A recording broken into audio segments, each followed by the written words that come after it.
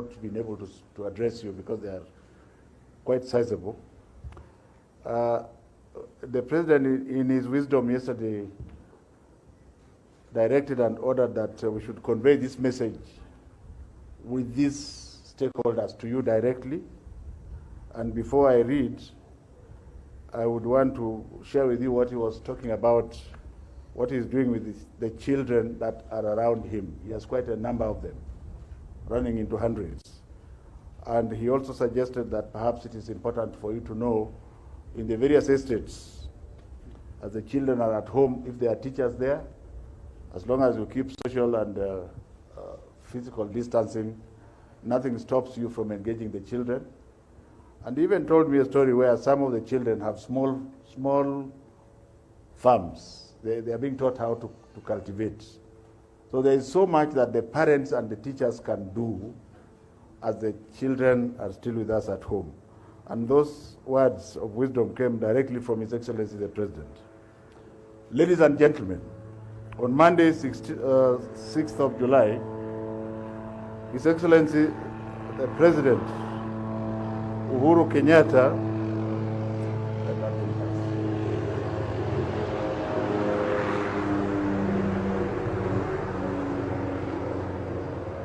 on Monday, the 6th of July, 2020, His Excellency the President Uhuru Kenyatta, in his wisdom, directed the Ministry of Education, jointly with all stakeholders in the sector, to notify the public on the resumption of the learning, and the stakeholders are behind me here, all of them. Following this directive, ladies and gentlemen, all stakeholders who had participated in earlier consultations on the reopening of learning institutions have today held yet another meeting at this institution, Kenya Institute of Curriculum Development, and we have discussed the feedback from His Excellency the President and the recommendations. We are happy to inform the country that His Excellency the President accepted the stakeholders' recommendations presented to him yesterday. As a matter of fact, he would have presented them himself to the nation, but again in his wisdom, he has empowered me on behalf of all the other stakeholders to present this to you. Arising from the consultations and concurrences today, I wish to inform the country that in consultation with the Ministry of Health and in conformity with COVID-19 mitigation measures, the stakeholders set up the minimum reopening of pre-primary, primary, and secondary institutions as follows. 1, reducing physical contact in learning institutions by having fewer learners will have great impact in reducing COVID-19 cases and fatalities associated with the opening of the institutions. 2, schools should only reopen when the daily percentage of confirmed COVID-19 cases have reduced consistently for at least 14 days, which we call in medical terms flattening of the curve, which has just been referred to by the physician who is in charge of this process. C, social and physical distancing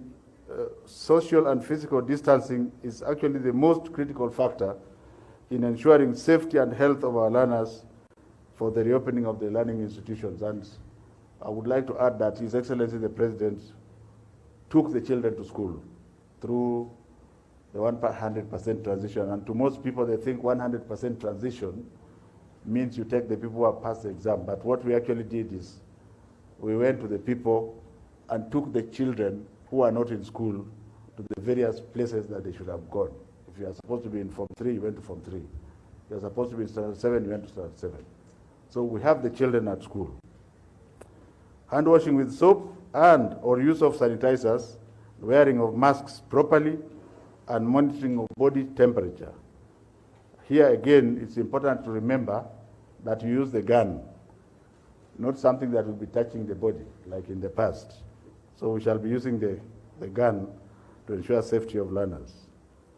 The total number of COVID-19 cases in Kenya is rising steadily, and up to yesterday we recorded 8,067.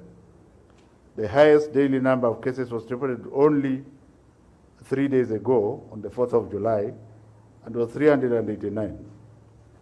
Ladies and gentlemen, based on this very disturbing trend, stakeholders have shelved the initial proposal to reopen basic education learning institutions in September for Standard 8 and Form 4 candidate classes because of the following reasons. Number one, there will be 2 Form 1 classes in 2021 academic year. The country will experience very severe equity challenges, which may be constitutional in nature, when only 2 basic education classes reopen and transition while all the other children lose the year. Although the 2020 Form 4 cohort will have left, the total number of candidature in Form 4 is 752,000, as compared to approximately 1.2 million in Standard 8, which would mean then that even if we had the intention of using the space left by Form 4, we would be having a deficit of in excess of 438,000. Therefore, it shall be difficult, in fact not difficult, it will be impossible to achieve social distancing. And even social distancing apart, we shall be unable to have physical classrooms for this huge number. 4, all learners in grade 1 to 4, standards 5 to 7, and Form 1 to 3 in 2020 will remain in the current classes in 2021. Therefore, there will be no KCPE examinations in 2021, in the later part of 2021, because the students in standard 7 and Form 3 it will be practically impossible for them to cover the syllabus of 5 terms within 1 year. 6, the number of teachers required will increase because secondary schools will have a challenge of having enough teachers, especially for the optional subjects, to meet the demand of split classes. In Form 1, there are 11 compulsory subjects, which will necessitate employment of more teachers to handle the Form 1 double intake. 7, the inter-country movement of students in boarding schools will pose a severe challenge, especially for those traveling from Nairobi, Mombasa, and other counties, with high incidence of COVID-19 infection. This will contribute to the spike, leading to the uncontrollability of this disease. And 8, since the infection curve is rising at the moment, as we approach September, I am advised by Mr. Mayo that over 90% of the parents have expressed very strong reservations of sending their children to school until the curve flattens. And Mr. Mayo has branches in every county and in every sub-county. And through the WhatsApp groups, he's able to collect the opinions very quickly. Ladies and gentlemen, faced with this uncertain environment, these stakeholders have resolved to reopen all basic institutions in January. This is based on the assumption that the curve will have flattened, or we shall have known a little bit much more about this virus. Nevertheless, it is important to state here that this decision is not cast in stones. As His Excellency the President says very clearly, that all children are equal and must be treated equally.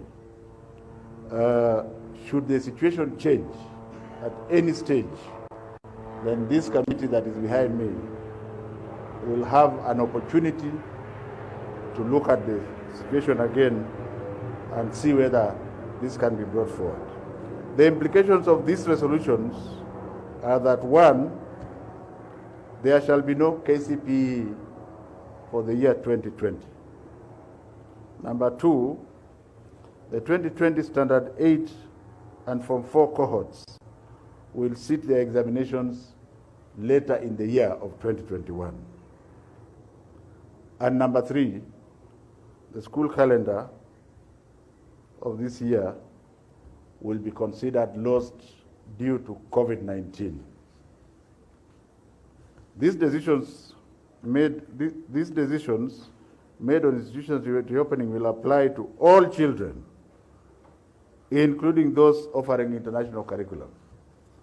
But I want to hasten to say that as we continue, because all children, the health of all children, there's no such child, in my mind as a doctor, there's no such child as a private child, a public child, and an international child. All children are children, once they are in the territory of the Republic of Kenya. And should a peculiar situation arise, I think the government of His Excellency President Uhuru Kenyatta has empowered us to continue to interrogate those situations as they arise. And of course, if there is any decision, he shall make the decision. And whether he allows us to communicate it to you again, that will be another issue. To ensure learners are engaged, the Ministry of Education will enhance remote learning, online, distance, and e-learning, and explore other innovative approaches to promote equity. Just like I have said, the president has said, he was talking about estates, but there could be a village. If you have somebody in a village and there's a teacher in the village and there are children, as long as you are observing COVID, there's no reason why you can't assemble the children and teach them as long as you are observing the COVID protocol. Are we together? And the example that he made, how he teaches, he himself teaches some of the children how to dig and create a small farm. If the president can do that, who are you not to do so? Why are you sitting somewhere very high waiting and making a lot of noise? So this can be done by all the teachers and parents, that in addition to the book learning, you actually take your child through the University of Life.